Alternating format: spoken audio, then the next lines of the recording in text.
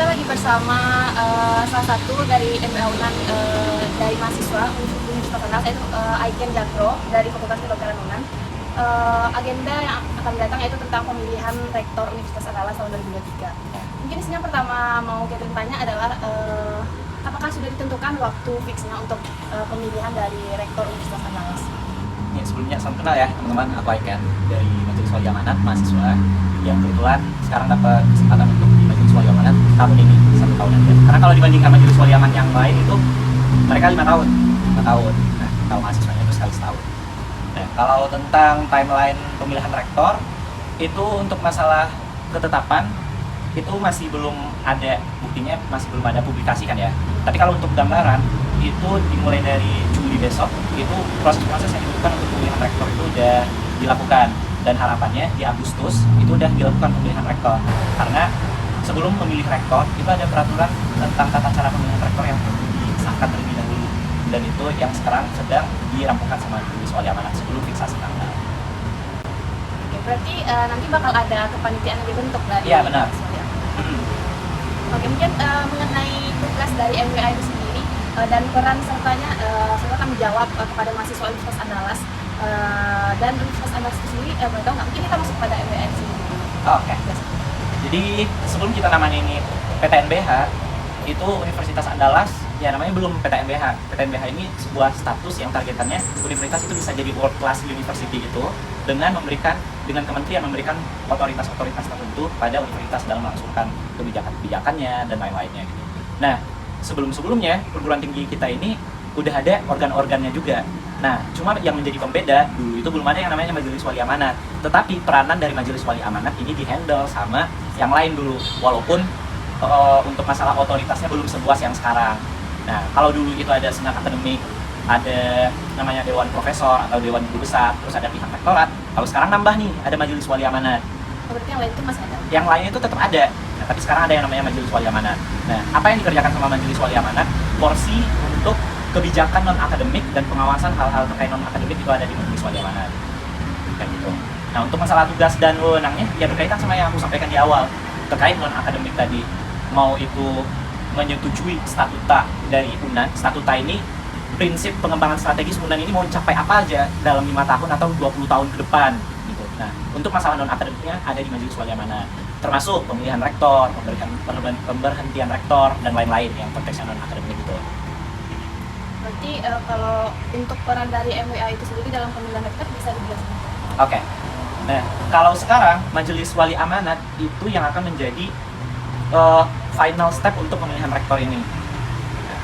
Perbedaannya kalau yang sekarang dulu ya. Kalau yang sekarang Majelis Wali Amanat memilih calon-calon rektor. Siapa yang akan menjadi rektor pilihan yang akan diangkat menjadi rektor di urusan berikutnya. Itu ada di Majelis Wali Amanat, di mana Majelis Wali Amanat ini terdiri dari 17 orang, masing-masingnya itu dari elemen yang berbeda-beda, unsur yang beda-beda. Rektorat, SAU, senat akademik, kemudian ada dari kementerian juga ada, dari mahasiswa ada, tenaga pendidikan ada, masyarakat pun ada gitu. Nah, dengan mempertimbangkan bahwa Majelis Wali Amanat yang memiliki semua elemen itu, nah pemilihan itu dilakukan di dalam rapat Majelis Wali Amanat gitu. Nah, kalau sebelumnya pun untuk pemilihan rektor ini juga dipilih oleh di dalam satu forum, tapi forumnya dulu adalah forum senat ini gitu. Kalau sekarang di Majelis Wali Amanat. Nah, jadi Majelis Wali Amanat melakukan pemilihan rektor di dalam forum itu juga berkaca kepada pemilihan rektor yang sebelumnya yang juga melakukan seperti yang tadi. Di lain sisi yang memang sudah diarahkan oleh kementerian bahwa Majelis Wali Amanat yang diberikan mandat untuk pemilihan rektornya. Jadi forumnya nanti mungkin berarti tertutup? Nah, kalau forumnya ya forum tertutup, tapi kan sebelum masuk ke dalam forumnya itu tiap dari elemen-elemen yang tadi bakal mewakili kan dari suara-suara yang mereka wakili gitu. Nah, apakah dari MWA sudah melakukan atau ada rencana ingin melakukan diskusi atau semacam berbincang terbuka mengenai pemilihan rektor ini? Kan berarti Aiken sendiri memiliki hak suara gitu dalam pemilihan rektor. Gimana? Oke. Kalau tentang keterlibatan mahasiswa ke dalam pemilihan, nah ini aku mau fiksasi atau konfirmasi juga. Kalau misalnya pemilihan rektor dilakukan, walaupun misalnya dilakukan di dalam forum, tetap ada kewajiban bahwa rektor itu harus mengkampanyekan dirinya bukan ke dosen-dosen, ke mahasiswa atau siapapun yang ada di Universitas Andalas. Karena UNAN nggak terdiri dari dosen doang, UNAN nggak terdiri dari rektorat doang gitu. Nah, jadi pasti bakal ada dilakukan yang semacam kampanye atau memang diberikan sarana diskusi di mana dosen-dosen itu menyampaikan grand design-nya atau misalnya gambaran visi misi beberapa 5 tahun ke depan itu yang mereka mau bawakan itu apa aja gitu. Nah itu ada untuk masalah kampanyenya itu ada.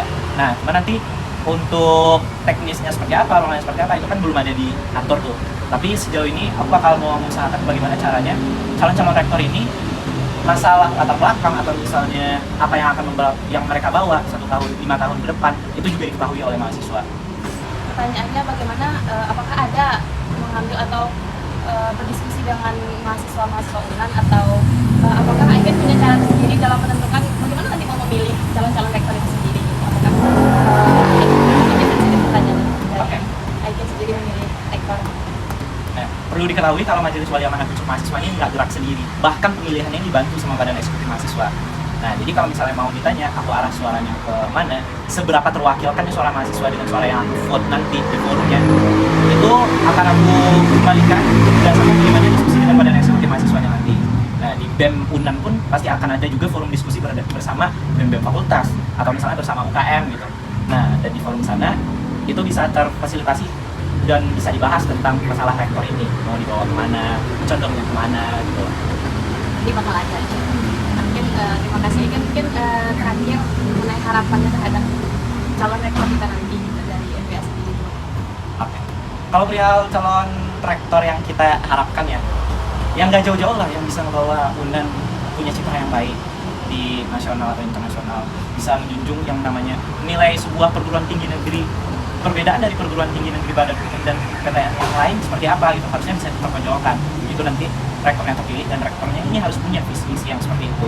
Dan ya teman-teman tahu kita kesini kan kuliah gitu, ada kurikulum yang udah ditentukan, fasilitas pun ditentukan sama UNAN dan segala macamnya.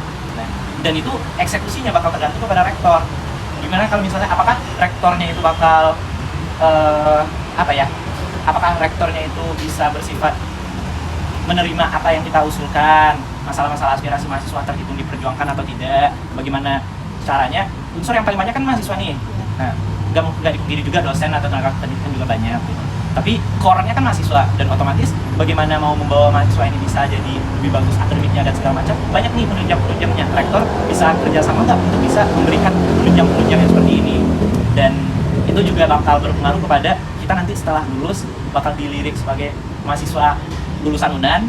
Oh iya, UNAN dulu kayak apa? Nah itu bakal tergantung kepada rektornya bakal mengotak-atik UNANnya seperti apa kan. Kalau misalnya UNANnya jelek atau misalnya buruk gitu, otomatis lulusannya bakal terpandang seperti itu juga di luar. Dan aku rasa rektor sangat bertanggung jawab akan hal-hal yang seperti itu. Makanya seberapa penting rektor itu ya layaknya presiden yang ada di negara kita gitu loh. Gimana mau memperlihatkan Indonesia itu sebagai sebuah negara, gimana cara mau memperlihatkan UNAN itu sebagai sebuah institusi pendidikan. Itu ada di rektor. Jadi mudah-mudahan yang pilih nanti itu yang memang punya satu tujuannya itu tujuan apa ya? Tujuannya UNAN deh. Gimana UNAN ini bisa keangkat, gimana UNAN bisa lebih baik dan mahasiswa untuk kejayaan bangsa. Itu aja. Terima kasih ya, mungkin segitu dulu. Oke. Terima kasih telah meluangkan waktunya. Oke.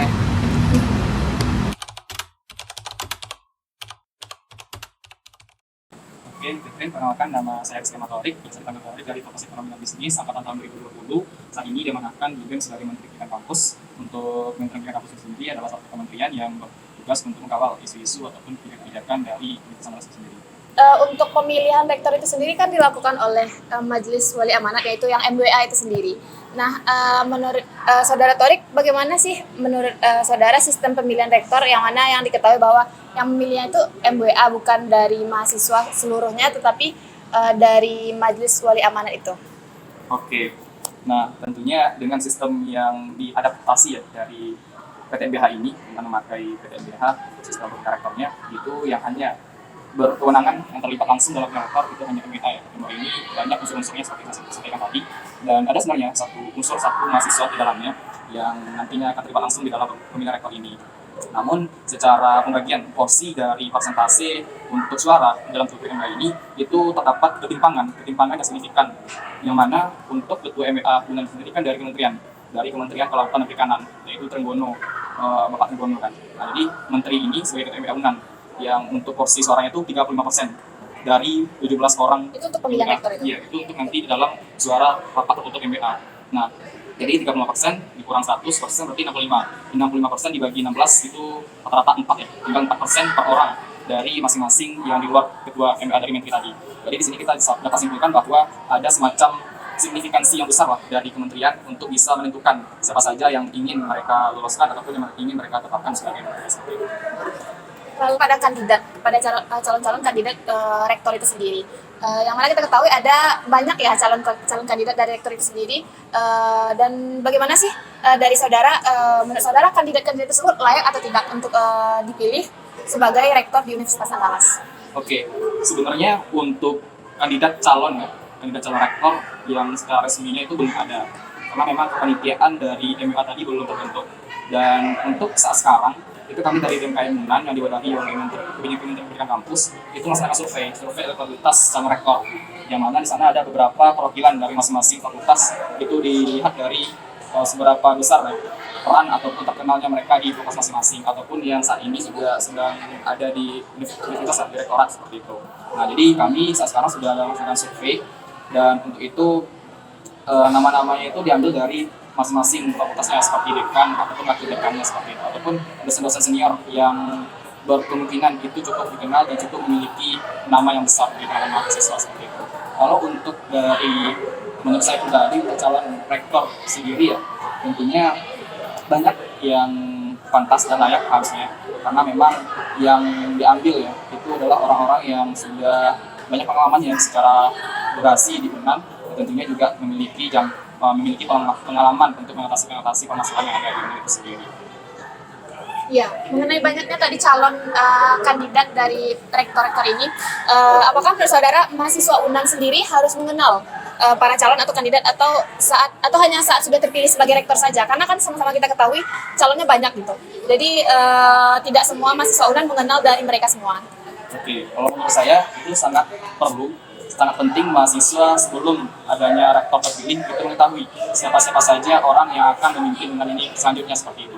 Nah, tentu ini juga tidak terlepas dari peran dari panitia pemilihan rektor ini nantinya untuk bisa sampai kepada mahasiswa informasi-informasi yang sedang berlangsung di dalam kepanitiaan itu sendiri. Baik itu mungkin sosialisasi yang diadakan ataupun dari debat-debat terbuka yang akan nantinya bisa dihadiri langsung oleh mahasiswa itu sendiri. Namun kan sama kita ketahui yang memilih itu kan dari MWA sendiri. Nah, dari mahasiswa pun tidak berpengaruh gitu suaranya untuk walaupun dia sudah mengenal, tapi juga tidak berpengaruh lah kepada pemilihan dari rektor itu sendiri gitu. Bagaimana menurut saudara? Oke, nah memang sistem yang berlaku untuk saat sekarang dalam pemilihan rektor ini untuk keterlibatan dari mahasiswa UNAN itu sendiri memang cukup minim ya kalau dibilang. Nah, kenapa? Karena kita cuma ada 4% suara di dalam yang diwakili oleh MWA unsur mahasiswa tadi kan, yang kita letakkan, yang kita amanahkan di dalam untuk menyampaikan perpanjangan tangan dari mahasiswa itu sendiri. Nah, tentunya saat sekarang dengan sistem yang seperti itu masih sangat minim kontribusi ataupun yang bisa kita berikan dalam pemilihan rektor ini. Jadi kalau menurut saya ya sistem yang saat sekarang itu cukup mempolitisasi misalnya seperti itu, karena kita tahu bahwa UNAN untuk sivitas akademikanya itu terbesar adalah dari unsur mahasiswa kan, dari golongan mahasiswa seperti itu 30.000 lebih untuk mahasiswa itu sendiri. Jadi sayang sekali rasanya ketika 30.000 mahasiswa ini tidak diberikan suatu kesempatan yang sama dalam proses pemilihan rektor tersebut. Mungkin satu lagi tentang harapannya lah untuk terhadap pemilihan rektor ke depannya dan bagaimana saran-sarannya untuk mahasiswa UNAN juga. Oke, tentu untuk pemilihan rektor tahun ini menjadi momentum yang sangat-sangat kita harapkan itu bisa berjalan sesuai dengan yang berkualitas berintegrasi, baik itu dari segi panitianya ataupun dari orang-orang calon-calon rektor yang nantinya juga akan bertempur ya secara gagasan untuk membawa UNAN menjadi lebih baik lagi. Dan kalau untuk pada mahasiswa, ya kita juga tidak boleh menutup mata, kita tidak boleh untuk bersikap tidak peduli dengan momentum yang sangat-sangat urgent seperti ini. Karena apa? Karena semua kebijakan terkait dengan kemahasiswaan apalagi itu berada di tangan orang-orang yang nantinya akan mencalonkan diri sebagai rektor tersebut. Sekian dulu, terima kasih Tarik kesempatannya, sukses ke depannya untuk BMKM UNAN.